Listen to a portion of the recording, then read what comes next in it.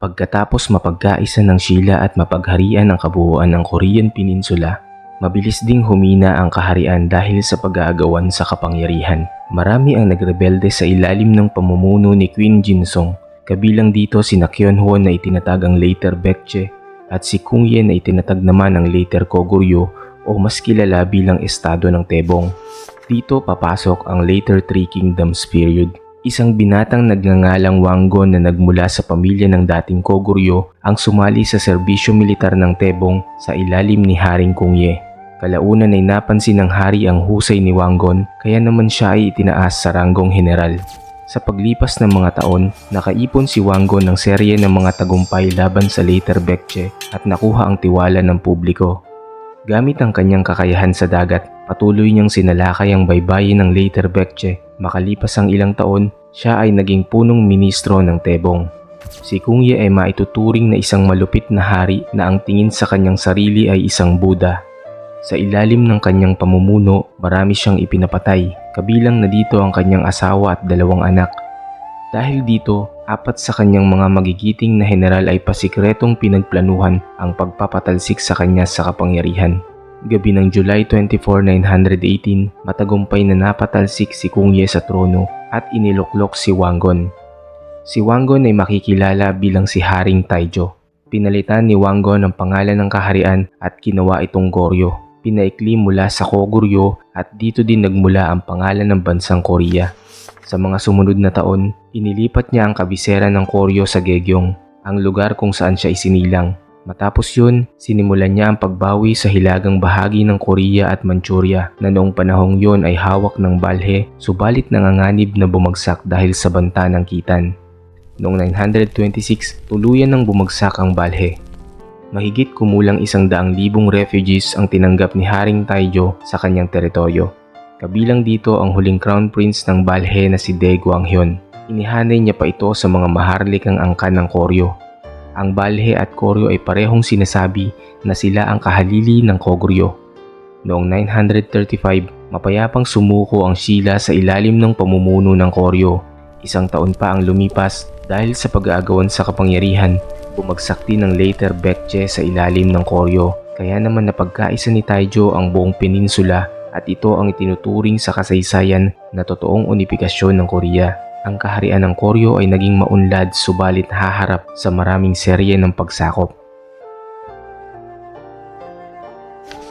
Sa panahon ng ika-6 na hari na si Songjong naganap ang unang Koryo-Khitan War. Si General Xiao ng Khitan ay nag-utos na ibigay ng Koryo ang dating teritoryo ng Balhae. Gayon din naputulin ang ugnayan nila sa dinastiya ng Song at tanggapin na maging vassal state sa ilalim ng Liao ang Koryo.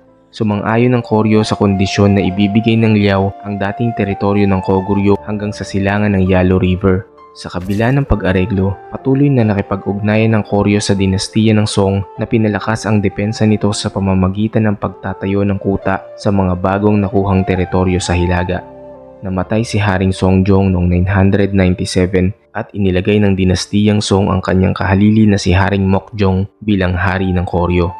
Ang hari na ito ay pinaslang ni General Kangcho. Pagkatapos ay iniluklok sa trono ang apo ni Haring Taejo na si Hyeonjong.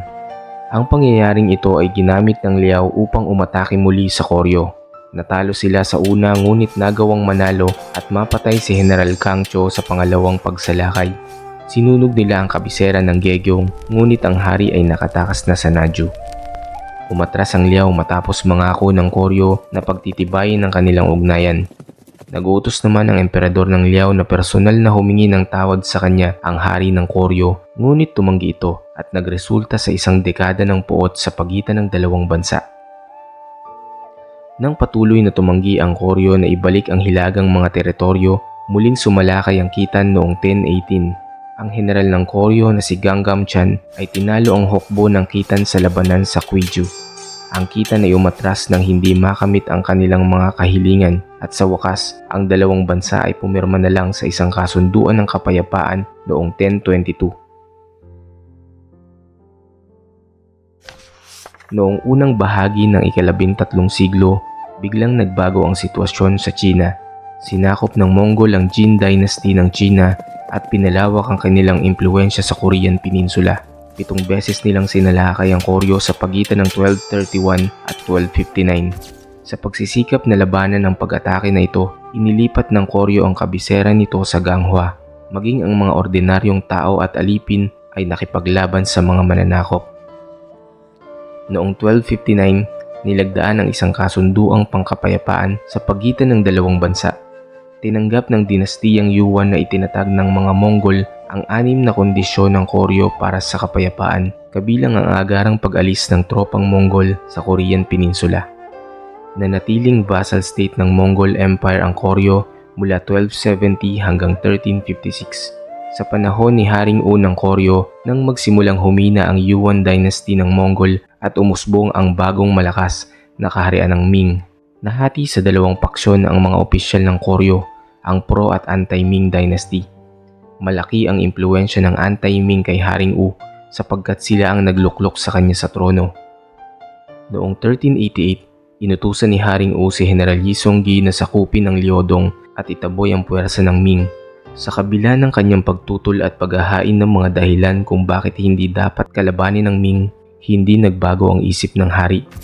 Napilitan si Yi Songgi na gumawa ng desisyon na babago sa kasaysayan ng Koryo. Nang makita ni Yi Songgi ang puwersa ng Ming, agad niyang napagtanto na imposible silang manalo, kaya naman dinala niya pabalik ang kanyang buong puwersa at nagsagawa ng kudeta. Malakas ang kanyang loob dahil alam niya na maraming tutulong sa kanya na galit sa magulong pamahalaan ng Koryo. Ang rebelyong ito ang una sa serye ng mga rebelyon na ginawa ni Yi Songgi na nagresulta sa pagbagsak ng Koryo at pag-usbong ng bagong kaharian ng Joseon. Si Yi Songgi ang unang hari nito na makikilala bilang si Haring Taejo ng Joseon. Ang Joseon ang huli at ang pinakatumagal na dinastiya sa kasaysayan ng Korea na nagsimula taong 1392 at nagtapos noong taong 1910.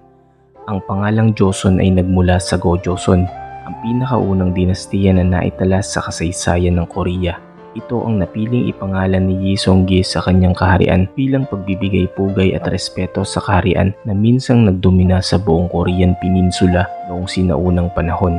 Namatay si Yi Songgi noong June 27, 1408 at binigyan siya ng posthumous name na Taejo, halintulad sa unang hari ng kaharian ng Koryo.